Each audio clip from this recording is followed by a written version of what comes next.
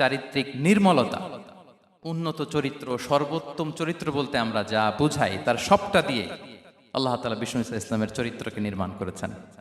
বিষ্ণু ইসলামের মাথার চুল থেকে পায়ের নখ পর্যন্ত একটা কলমের কালির ডট ফেলার ক্ষমতা বিশ্বের কারণে, ঠিক কিনা বলেন?